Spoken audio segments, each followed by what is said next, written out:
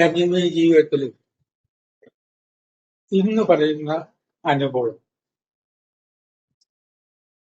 മാതാ അമൃതാനന്ദമയി അമ്മ കോഴിക്കോട്ട് വന്നിരുന്നു. സാധാരണഗതിയിൽ കൊല്ലത്തിലൊരിക്കൽ അമ്മ വരാറുണ്ടായിരുന്നു. ഒന്നിൽ കൂടുതൽ തവണയും വരുമായിരുന്നു. 50 കൊല്ലം മുമ്പ് പന്തീരാങ്കാവില് ഒരു ഭക്തന്റെ വീട്ടിലാണ് വന്നിരുന്നത്. അന്നാണ് ആദ്യമായിട്ട് അമ്മയെ കണ്ടു തുടങ്ങിയത്. ഊട്ടൂറുണ്ണി നമ്പൂരിപ്പാടും ഒക്കെ അവിടെ ഉണ്ടാവും. പിന്നീട് കൊല്ലത്തിൽ പല തവണ കാണും. അമ്മയുടെ പിറന്നാൾ കോഴിക്കോട് വെച്ചിട്ടൊക്കെ ഉണ്ടായി എനിക്ക് ഓർമ്മയുണ്ടായ ആ വേദിയിലൊക്കെ സംസാരിച്ചിട്ടുണ്ട്. ഇപ്പൊ കഴിഞ്ഞ 6 കൊല്ലമായിട്ട് അമ്മയ്ക്ക് കോഴിക്കോട്ടേക്ക് വരാൻ കഴിയാറുണ്ട്. അമ്മയുടെ തിരക്ക് വെച്ച് നോക്കിയാൽ എത്ര ആശ്രമങ്ങളിലേക്ക് ആശ്രമം സ്ഥാപിച്ചതിന് ശേഷം ആ ബ്രഹ്മസ്ഥാനത്തേക്ക് അമ്മ പോയിട്ടേ ഇല്ല അതുവരെ. അത്രയും നമുക്ക് തിരക്ക് വരുമ്പോ സംഭവിക്കുന്നു. അവിടുത്തെ സ്വാമിമാര് പറഞ്ഞു ഞങ്ങളുടെ ആശ്രമത്തിൽ അമ്മ ഇതുവരെ വന്നിട്ടില്ല, ഒന്ന് കയറിയിരിക്കാൻ പോലും ടൈം ഷെഡ്യൂൾ ചെയ്യുമ്പോൾ ശരിയാവാറില്ല. അങ്ങനെ ഇരിക്കെ അമ്മ വന്നപ്പോ ഞാൻ കാണാൻ കഴിഞ്ഞു. ഒരു 11 മണി സമയത്താണ് ഞാൻ എത്തിയത്. ജനസഹസ്രങ്ങൾ എന്ന് പറയാവുന്ന രീതിയിലുള്ള ജനങ്ങളാണ് അവിടെ ഉണ്ടായത്. പല പന്തലുകളിലായിട്ട് ആളുകൾ ഇരിക്കുകയാണ്. വളരെ വലിപ്പത്തിൽ അവിടെ നടക്കുന്ന കാര്യങ്ങളും അമ്മ ഇരിക്കുന്നതും ഒക്കെ സ്ക്രീനിൽ കാണാനായിട്ട് കഴിയും. ഇത് കണ്ടുപിടിക്കാത്ത ഒരു കാലമാണെങ്കിൽ എങ്ങനെയാണ് മനുഷ്യർ ചടങ്ങിൽ പങ്കെടുക്കാക്കി മനസ്സിലായില്ല. കാര്യം എന്താ, ഇത്രയും ജനം പങ്കെടുക്കാതിരിക്കണ്ടേ? പല പന്തലിലോട് ആ തലം മുതൽ ആ തലം വരെ ഇരിക്കുമ്പോൾ സെൻട്രലിൽ വലിയ സ്ക്രീൻ വെച്ചത് കൊണ്ട് കാണാൻ കഴിയും. ആ സ്ക്രീനിന്റെ പ്രാധാന്യത്തെ പറ്റി ഒരു കൗതുകം പറയട്ടെ. ചില പ്രത്യേക വേഷങ്ങളിൽ വലിയ സ്ക്രീൻ നിറഞ്ഞ് നിൽക്കുന്ന ഒരു നൃത്തം ഞാൻ കണ്ടുകൊണ്ടിരിക്കുകയാണ് ഒരു തവണ. അപ്പൊ വലിയ ഫിഗേഴ്സ് ആയിട്ടാണ് തോന്നുന്നത്. രാജാവിന്റെ ഒക്കെ മേലുള്ള വേഷങ്ങളാണ്. കുറെ കഴിഞ്ഞിട്ടാണ് ഞാൻ ഒന്നും കൂടി തിരിഞ്ഞപ്പോ ഇത് നടക്കുന്നത് ഞാൻ ഇരിക്കുന്നതിന്റെ അടുത്താണ് കൊച്ചു കുട്ടികളാണ് ഡാൻസ് ചെയ്യുന്നത്. ഇന്ത്യയിലൊരു 4-5 വയസ്സുള്ള കുട്ടികളാണ് ഡാൻസ് ചെയ്യുന്നത്. ഇതിന്റെ വലിയ രൂപമാണ് അവിടെ കണ്ടത്. അമ്മ ഭജന നടത്തി, അമ്മയുടെ പ്രഭാഷണം ഉണ്ടായി. വരുന്ന ഭക്തജനങ്ങളെ തലേ ദിവസം രാത്രി 2 മണി വരെ അമ്മ ദർശനം കൊടുത്തിട്ടാണ് ഉറങ്ങാൻ പോയിരിക്കുന്നത്. തലേ ദിവസം. പിറ്റേ ദിവസം പ്രഭാതമായപ്പോ അമ്മ വീണ്ടും വന്നിരിക്കുന്നു. എത്രമാത്രം മനുഷ്യ സ്നേഹം ഉണ്ടാകണം. ഇതൊരു മനുഷ്യരെ കണ്ട് കണ്ട് കണ്ട് കണ്ട് ഉറക്കമുളച്ച് ദർശനം കൊടുത്തതിന് ശേഷം അതേ ഇരിപ്പിരുന്നിട്ട് ഇനി ആരെങ്കിലും പുറത്ത് ബാക്കി നിൽക്കുന്നുണ്ടോ എന്ന് ചോദിക്കണമെങ്കിൽ ആ മാനസിക വികാസം നമ്മളൊന്ന് ചിന്തിക്കണം. അതിനനുസരിച്ച് ഭംഗിയായിട്ട് പെരുമാറുന്ന സ്വാമിമാരുമുണ്ട്. കോഴിക്കോട്ടെ സ്വാമി വിവേകാമൃത ഇതിന് എത്രയോ കൊല്ലമായിട്ട് എനിക്ക് പരിചയമാണ്. അരിയൊക്കെ ഓടി നടന്നിട്ട് ആളുകളുടെ കാര്യം, അമ്മയുടെ കാര്യം ശ്രദ്ധിക്കുന്നുണ്ട്. വലിയ സ്വാമി പള്ളിക്കാവിന് വന്നിട്ടുണ്ട്. പണ്ടത്തെ ഭക്തന്മാരായിട്ടുള്ള വേണു താമരശ്ശേരി, പന്തീരാങ്കാവിലെ നന്ദറാവസേട്ടൻ,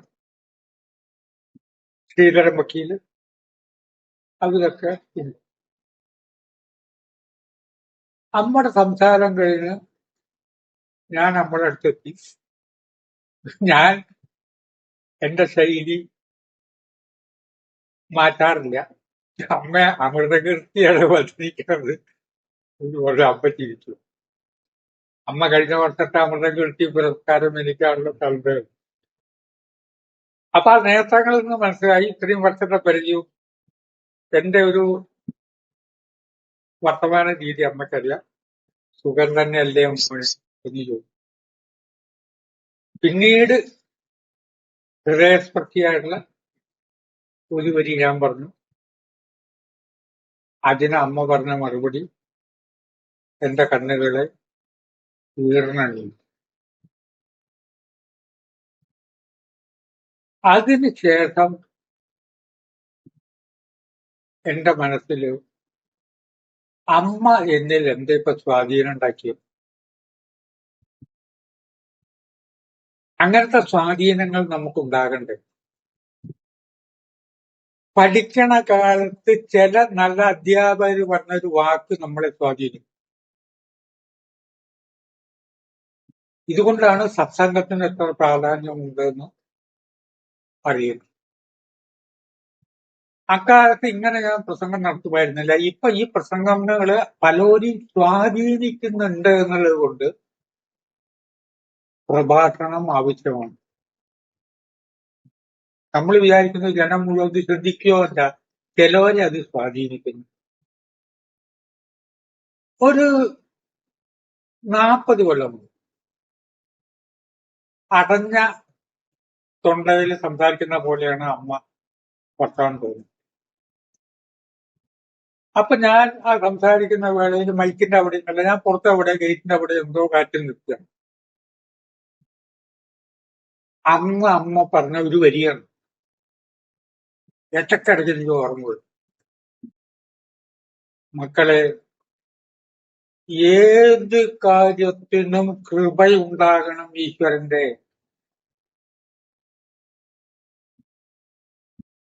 ആരും കേൾക്കുന്നില്ല എന്ന് പറയാൻ പറ്റുമോ? ഇന്നും ഞാൻ ആ വരി ആലോചിക്കുകയാണ്. കൃപയുണ്ടാകണം ഏത് കാര്യത്തിനും. ഈശ്വരൻ സാങ്ഷൻ ആക്കണം. നല്ല അച്ഛനെ കിട്ടാൻ കൃപയുണ്ടാകണം.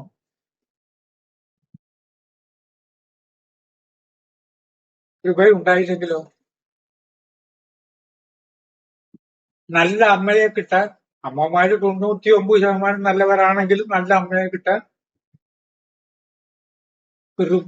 ഈശ്വരന്റെ കൃപയുണ്ടാകണം. ഈ വരി അന്ന് വരി പറഞ്ഞ വരി ഇപ്പൊ ഇങ്ങനെ ആലോചിക്കണം. ഓരോ കാര്യത്തിനും കൃപയുണ്ടാകണം. ചെന്ന ഉടനെ ബസ് കിട്ടാൻ കൃപയുണ്ടാകണം. ആ ബസ്സിൽ ഇരിക്കാൻ സീറ്റ് കിട്ടണമെങ്കിൽ കൃപയുണ്ടാകണം. ഈശ്വര കൃപയില്ലെങ്കിൽ ഒരു കാര്യവും ജീവിതത്തിൽ നടക്കുകയില്ല. ഇന്ന് മനസമാധാനത്തോടുകൂടി ശാന്തിയോടുകൂടി ജീവിക്കുന്നതിന്റെ പിന്നില് ഒറ്റ കാര്യമാണ് ഈശ്വര കൃപ. ഈശ്വര കൃപയുണ്ടെങ്കിൽ വേറൊന്നും വേണ്ട. ഒരു വ്യാകരണവും അറിയണ്ട, ഈശ്വര കൃപയുള്ളത്. എന്തെഴുതിയാലും സാഹിത്യം, എന്തെഴുതിയാലും കവിതയാണ്. ആ കൃപയുണ്ടെങ്കിൽ എന്ത് കാണിച്ചാലും അഭിനയമാണ്. നല്ല മക്കളുണ്ടാവാൻ കൃപ വേണം. നല്ല അയൽവാസികൾ ഉണ്ടാവാൻ കൃപ വേണം. ഈ ഒരു 2 അക്ഷരവും വെച്ചിട്ട് ഞാൻ എന്റെ ജീവിതത്തിൽ ഒരു ദിവസം എത്രയോ തവണ ഇതൊരു മന്ത്രം പോലെ കേൾക്കും. ഇത്തവണ അമ്മയുടെ പ്രസംഗം കേട്ടപ്പോഴും അത് കേൾക്കുമ്പോഴും ഞാൻ ഈ കൃപ വേണപ്പോ, ഇതിന് കൃപ വേണം. ചില സ്ഥലങ്ങൾ കാണാൻ കൃപ വേണം. ഗംഗാ ആരതി കാണാൻ വാരാണസിയിൽ, കേദാർനാഥ് കാണാൻ, ബദരിയിലെ ചില സ്ഥലങ്ങൾ കാണാൻ രൂപ ഉണ്ടാകും. ജനങ്ങളോട് അമ്മ കാണിക്കുന്ന ആ സ്നേഹവും ആ അമ്മയുടെ സാന്ത്വനവും എത്ര കാലം അനുഭവിക്കാനുള്ള ഭാഗ്യം നമുക്കുണ്ടാകുമെന്ന് പറയാൻ കഴിയില്ല. പണ്ട് വളരെ നേരമൊക്കെ ഇരുന്ന് വർത്താനം പറഞ്ഞ പോലെ അത്ര സമയം ഇപ്പോൾ വർത്താനം പറയാനൊന്നും കിട്ടാതെ വരും. വല്ലാത്തൊരു അനുഭവമായിരുന്നു മാതാമൃതാനൂയമ്മ കോഴിക്കോട്ട്. 6 കൊല്ലത്തെ ഇടവേളയ്ക്ക് ശേഷമാണ് ഇത്. ആ അനുഭവം ഞാനൊന്ന് പങ്കിടുന്നു.